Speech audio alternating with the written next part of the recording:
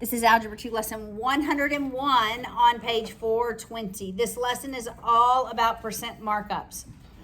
Okay, percent markups is practical because everything that you buy from the store has been marked up so that the business owners can make money, right? So everything that we buy has this markup. So what they sell you, what you pay for, the selling price, what does that equal? Wholesale, which are what they paid for it, right? Their purchase price, the business owner's purchase price, which is their wholesale, plus some markup. Now, sometimes the markup is can be a percent of what they paid for it. So maybe they want to make 10% of the purchase price. Or sometimes it can be a percent of what they sell it for. So if they sell you a piece of luggage for $100, that's what they're selling it to you, and their markup was 10% of the selling price, then we could solve for the purchase price because of this equation. Does that make sense? We could actually work that. Is markup for like different classes of items like determined by state, like statewide? Or is it like up to the business? So I do think markup depends on where your business is located for this reason. In California, land is so expensive, right? So their markup is going to be greater because their costs are greater. In Baton Rouge, probably not as expensive of a markup because our property isn't that much. Probably it would be less than the markup for New Orleans, or less, and absolutely less than the markup from California. I was just wondering if like the government like implements the markup, or it's the business. It's the business owner, right? And there's this sweet spot. So you can mark it up until a certain point where you have no consumers wanting to buy it, so demand goes down. So you're not selling as many, right? If it's too low, if your markup is too low, you might be selling a lot but not making any money. So you have to find that sweet spot in between where you are maximizing your income. Does that make sense? Sort of like since gas prices went up, you know what I do? I don't drive as much. On Tuesdays, I think, like today, I thought, okay, I don't have to come to school tomorrow. What do I need to get done today? I never thought about that before $4 gas, right? So the higher the markup or the higher the price, right, the less your demand. Well, when your parents are paying for your gas, they may be putting the hammer on you going places, or they may not. I filled up this morning and it was $75. However, at Costco, it was only $3.69. I looked to the lady in front of me. I said, never thought I would be thanking the Lord for $3.69 gas because it wasn't $4. Yes. All right. So there's this concept that is true. Hope you enjoy that side note, Mackenzie. Yes. She's the only one that's not here. Somebody else may watch my video too.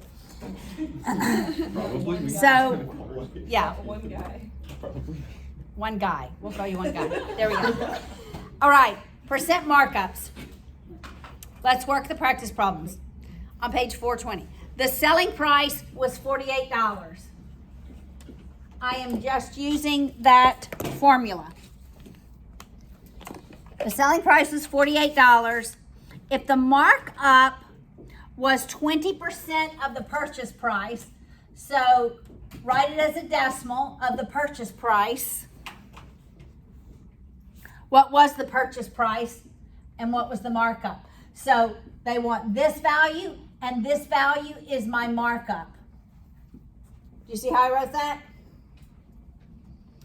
All right, so I can add my like terms.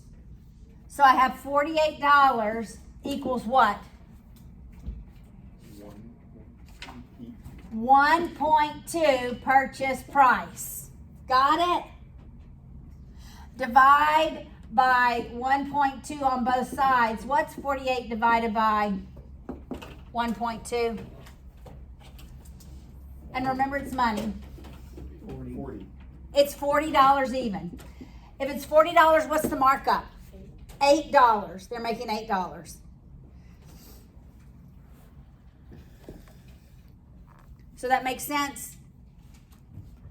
It sort of feels like the problems from 98. All right, look at example 2. The purchase price of an item was $1,800. If the markup was 40% of the sales price, what was the sales price? All right, so how am I going to solve for the sales price? You would subtract the 0.40. Correct.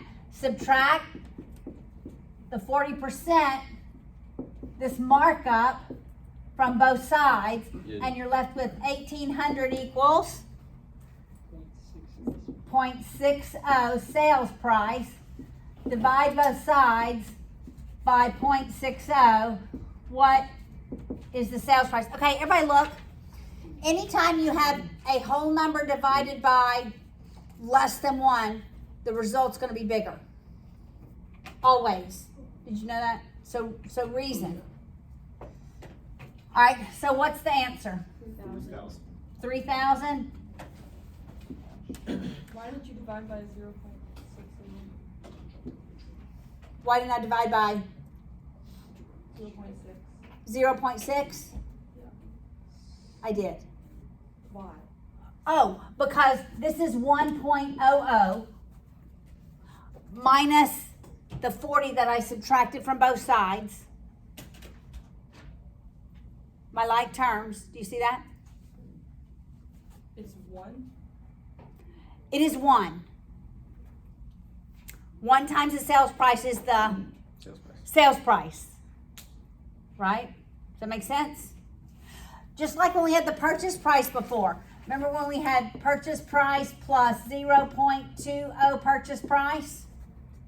And we made this 1.2 purchase price. It's because there's always a 1 in front, assumed. All right, so if this is the sales price, what's the markup? 0.40. Dollars. 1,200. 1,200. 3,000 minus 1,800. 1,200.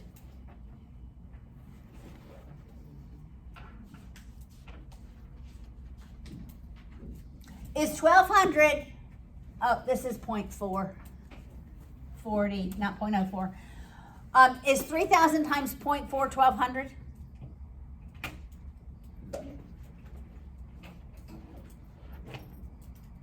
Where are you struggling, Hannah? How can I help you? Oh, I don't know. I got it. Okay, good. Everyone understand this so far? All right, look at example 3. It uses a different word. All right, so their purchase price is really wholesale.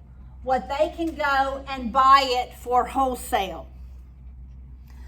But the sales price also has this other term. It's retail.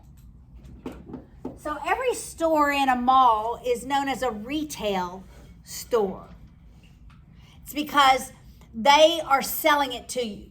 All right, so these words are interchangeable. Retail price is the same as sales price.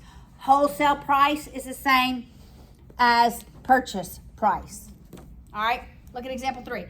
The sports car retailed for $10,000, so that's my sales price. Some sports car.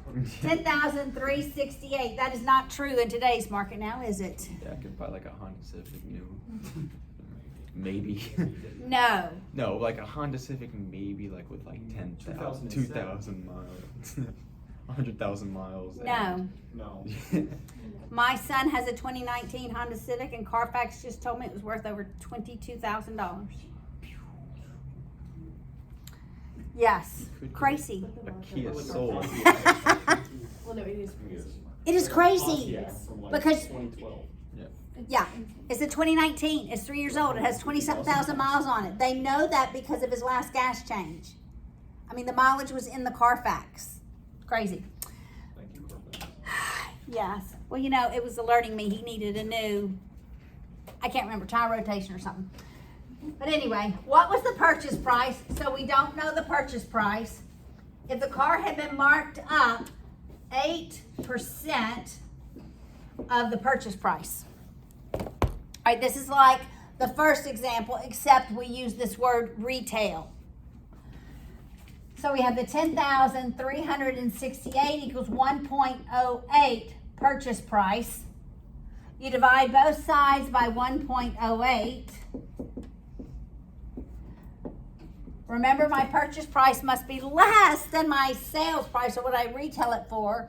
So what is 10,368 divided by 1.08? 9,600 even? All right, if that's what it was purchased for, then how much is the dealer making on this sports car? $768. It's the sales price minus the purchase price, or you could take this purchase price times 8% and you should get the same number.